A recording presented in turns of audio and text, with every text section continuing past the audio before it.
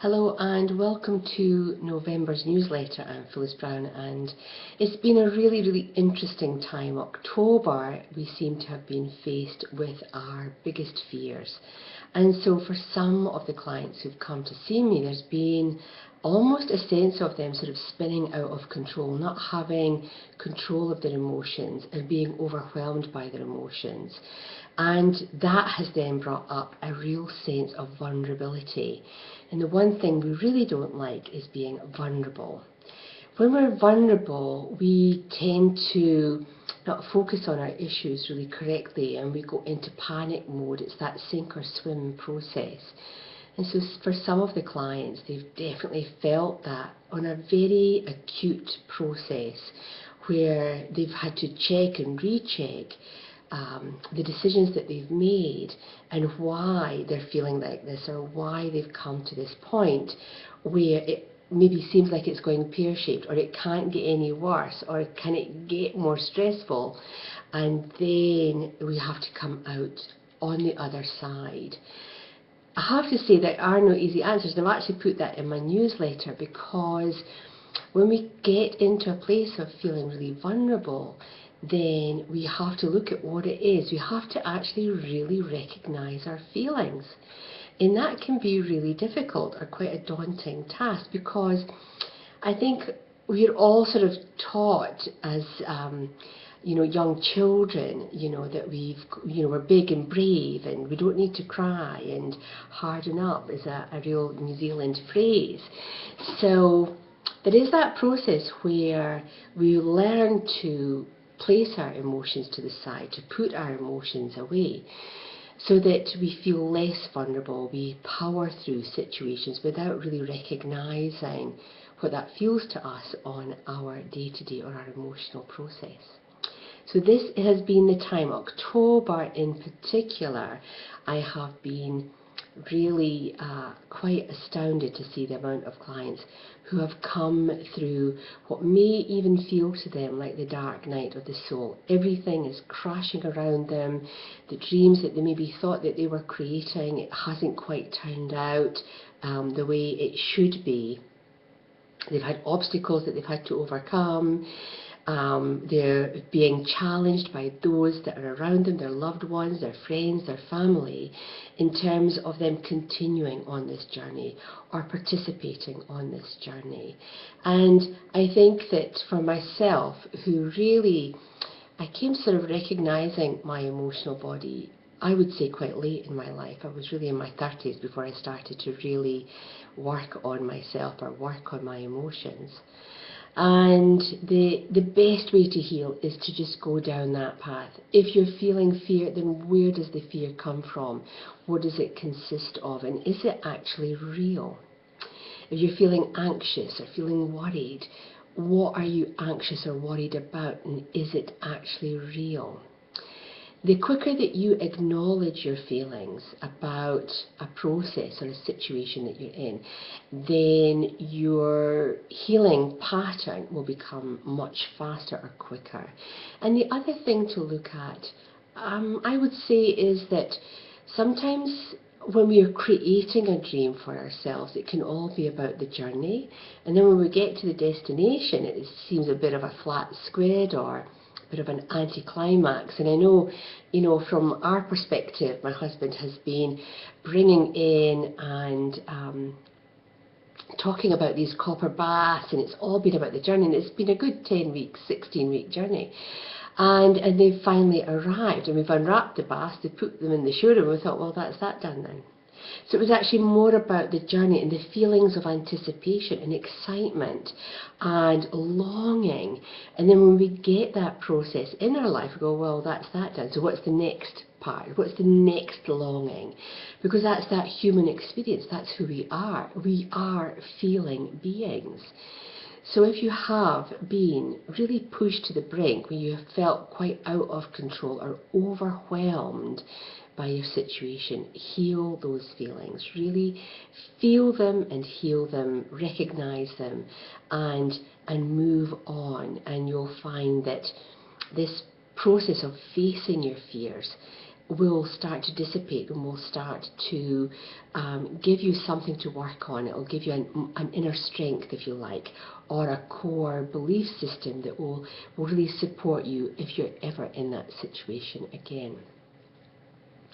I think the other aspect that's really come through has just been huge this month is relationships. Relationship with self, with others, with our healing path. And to that end, I have actually done a separate little video clip about relationships that you can look at, because the way that we relate to each other is just extraordinary now in terms of the digital process. And when we get caught up in the digital process, it can really make our relationships quite difficult, or we might react to situations when there's really a simple explanation, but we might blow things out of perspective, which then brings in our fears, facing our fears. We're back to square one again. So, there's nothing quite like picking up the phone or meeting for a coffee or just having some time out, so that whatever the relationship is, you get that touchy-feely experience away from the digital component that is far more reassuring, because there's always two ways to read a text or a story or a message that actually might have nothing really to do with you, but you might own it. And again, you have to look at your relationship with yourself. If you're owning things that you're seeing via texts or group texts or Facebook, and they may not necessarily actually be about you, then that's a really huge healing journey for you there. I think, though, that facing our fears, it's one of those points where on a soul level, if you do face your fears and you overcome things and you see things from a perspective of rationality, then you're pushing through, you're creating a deeper sense of who you are and what you can withstand when events of a similar vibration come into your life in the future. And that's really the key thing. Be really aware of how you react to things, or can react to things, when you're planning changes in your life. Because if you can hang on in there and face your fears and deal with your emotional process, your emotional body, then the next time it comes around, then it really is, or should be, a walk in the park. I'll just put it out there. However, if we don't deal with our fears and we put them to one side and we don't acknowledge our healings, then to my mind, without a shadow of a doubt, it's going to come back. You're going to have to go through that process again. So, what does November hold for us? It's really interesting. We're only into the 6th of November, and already my clients have all been about the bigger picture. Don't sweat the small stuff. What's the bigger picture here? What's the lesson? And I don't know if that's what November is going to be, but it seems to be a theme so far. What is the bigger picture? I know it's happening in the micro level, but what is the impact in your life on a macro level? And that's something to really think about, really tune into little events that are coming in or issues that are popping up. What does that mean on the bigger picture? And don't focus on the small picture. But I will be here in December, and I'll let you know if that actually has been the theme for November. And of course, we're coming up to December time, that family time, and I'm going to do a series of talks on CTV about family relationships, about grief. It's always a really poignant time for some people, and we've got the new look show, new studio, new location, new owners. We're now part of the Star Alliance group, so a big congratulations to the team at CTV in their new home. So I'm really looking forward to joining them on the 16th, and still continuing to be part of Andrea's show on Canterbury Live on the morning. So thank you so much for their support, and just say congratulations on the move. I know it's been really hectic. And we've got a little channeled evening session coming up on the 22nd of November. Haven't done a channel session evening for quite some time. I would imagine it may be about 8 or 9 months. So your loved ones, your guides, your angels, everybody will be coming forward. So if you can join me, it's Sunday the 22nd. Details are in the newsletter and on the website. We've got our very last Angel Archangel webinar. Big thank you to everyone who joins. It's always a laugh and a giggle. There always seems to be a technical hitch on my part, so I have to say this time I forgot to actually plug in my camera. But actually the healings themselves, I love the feedback from the ladies, and they do enjoy participating in the webinars from the comfort of the home, in their pyjamas, in their dressing gowns, snuggled up in bed. It's just amazing. I love it. I love to see how people are so open and so keen to share, you know, those aspects of themselves.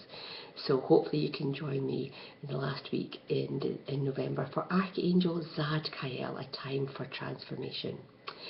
Courses coming out in the new year, the 12 Keys to Illumination, absolute must, and we'll be doing our meditations in the teepee, so the teepee will be going up in the garden. It's always a really special energy in there. It actually was the first course that I ran in the teepee, and so looking forward to that. And we've got our Arcturian light healing class as well, healing the body on a deep cellular level. So it's all go for 2016 as we wind down on 2015. It's been an absolute joy connecting with you. Please, as always, love reading your emails, love reading your feedback, and hopefully we'll see you the next time on the net here at YouTube. So subscribe, the little button will be down there somewhere, and you'll get a notification when these little video clips are posted.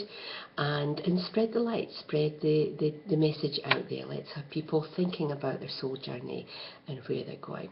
Until the next time, take care for now. Goodbye.